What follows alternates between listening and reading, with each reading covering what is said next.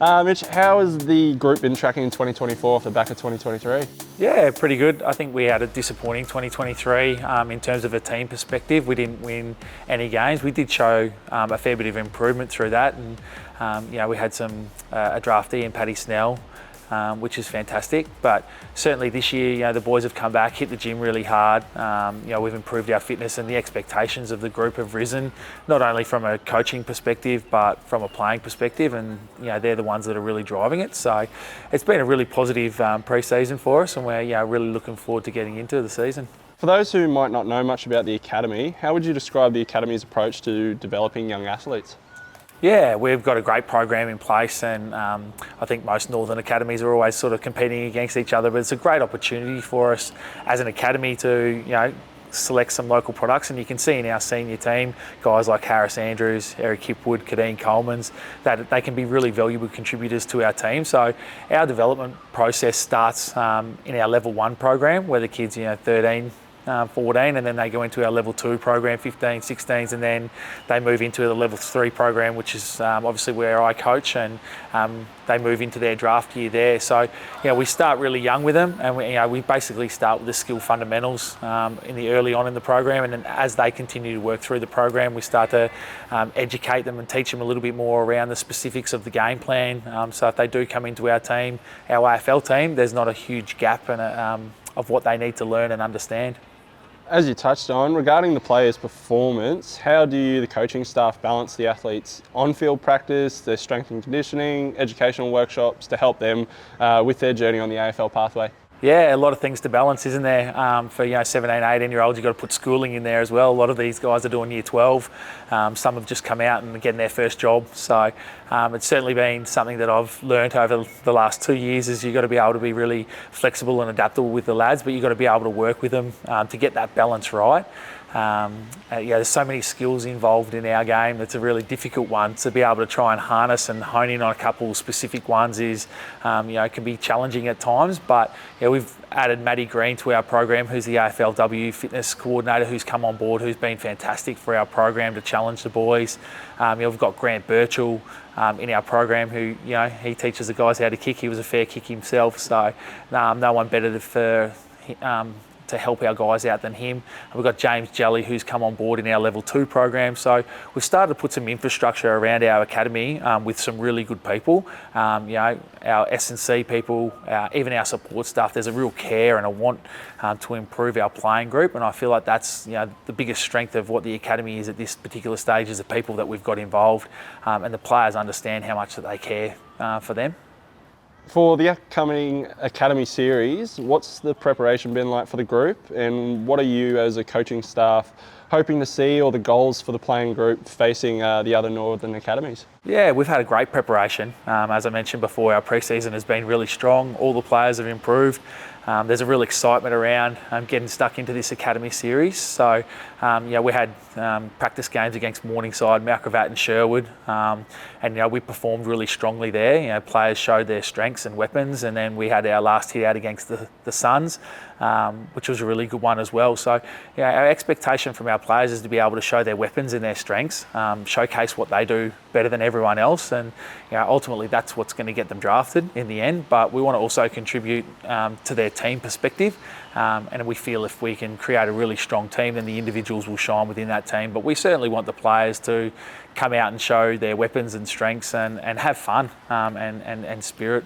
One of the challenges we sort of face around the academy is that we only play 7 games officially. It's great this year that we can play for an academy series against the northern teams, and then we play the 4 coach leagues games. But the challenge is you're not part of a team for the whole year. So, the players then go back into the clubland. So, part of the challenge for us as a coaching group and staff is to make sure we bring the players together for that enjoyment factor. And certainly I think that the bringing in the Academy Series trophy will help with that.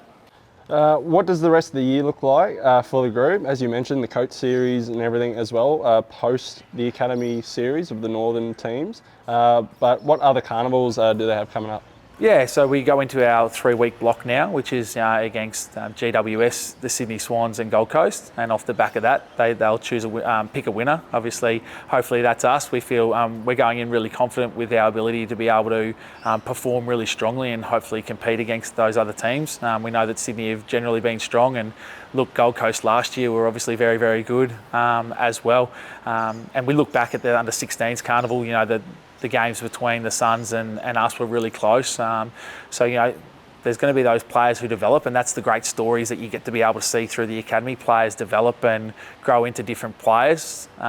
For us, we'll have that, and then we'll go into a 4-block coach league game. And this year it's really encouraging for our families to be able to watch games because we get to play 2 up here, which is really good. So that's certainly how we've prepared the players. We've been able to get a better program in place this year, 2 coach leagues away and 2 coach leagues at home. So even on our travels this year, we'll go down the day before rather than flying the day of the game. So we'll give our players the best preparation, and they'll get an insight into what it's like being an AFL player, travelling the day before, you know, not sleeping in your own bed, all those types of things and challenges that, you know, will prepare them really well if they can make the step to the AFL.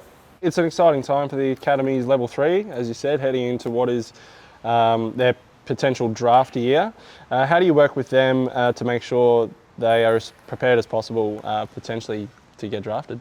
Yeah, and we want to get players drafted. We also want to bridge the gap between when they are drafted of how far, or the knowledge or the understanding of the game plan, and all of those little intricacies in terms of, you know, diet, nutrition, physical performance. All of those little gaps that we can continue to close are really important. And for our top end boys in our Level 3 program, we have a select players that are classified Level 4 players, and that's a program run by Paul Henriksen, who's also an AFLW coach, and those players get a little bit extra in terms of their leadership.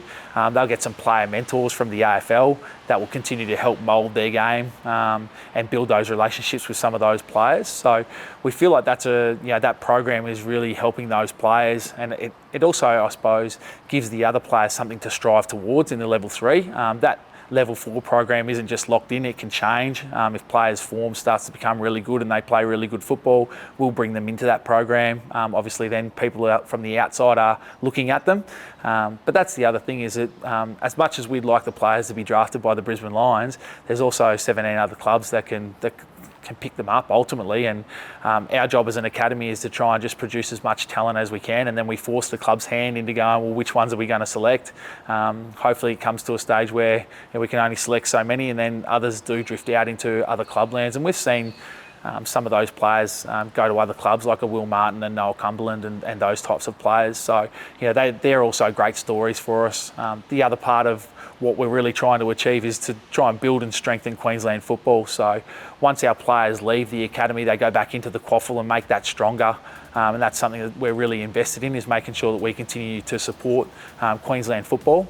And we feel like if the players come into our program, they go back to clubland, they're better players, and then they drive a standard once they get back to there. So, you know, there's a fair bit in it. I mean, I think there's over 600 kids involved, and, you know, we've got a lot of support staff and full-time staff that are involved this year, but it's really exciting.